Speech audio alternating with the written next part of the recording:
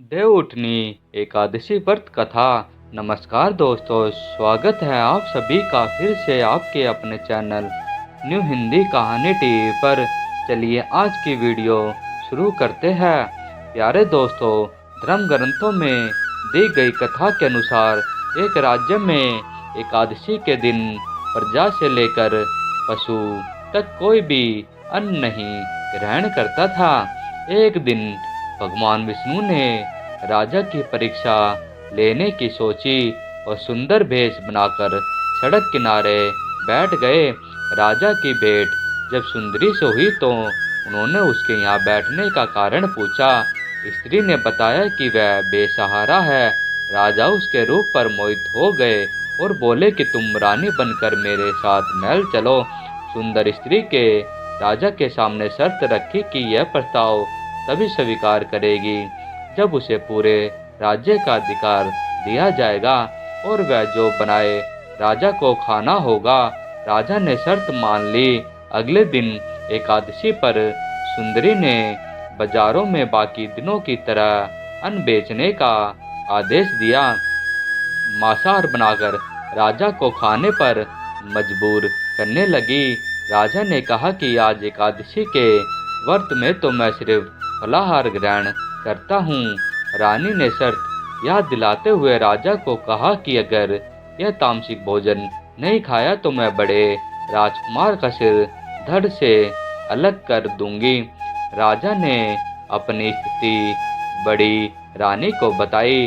बड़ी महारानी ने राजा से धर्म का पालन करने की बात कही और अपने बेटे का सिर काट देने को मंजूर हो गई।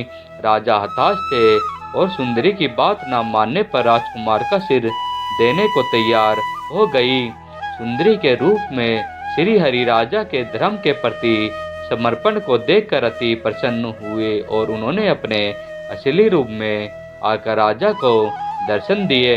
विष्णु जी ने राजा को बताया कि तुम मेरी परीक्षा में सफल हुए, कहो क्या वरदान चाहिए। राजा ने इस जीवन के लिए प्रभु का धन्यवाद किया, कहा कि अब मेरा उद्धार कीजिए। राजा की प्रार्थना श्री हरि ने स्वीकार की और वह मृत्यु के बाद वैकुंठ लोक को चला गए।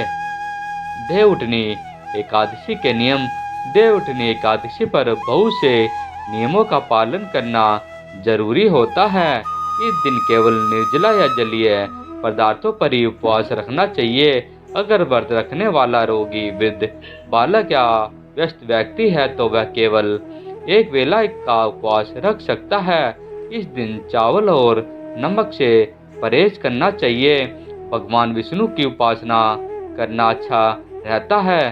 देवउठनी एकादशी के दिन तामसिक आहार, प्याज, लहसुन, मांस, मंदिरा या बासी भोजन का सेवन बिल्कुल ना करें। आपको यह स्टोरी कैसी लगी कमेंट करके ज़रूर बताएं। दोस्तों, अगर आज की यह जानकारी आपको पसंद आई हो तो इस वीडियो को एक लाइक करके आपके अपने चैनल न्यू हिंदी कहानी टीवी को सब्सक्राइब कर ले। धन्यवाद।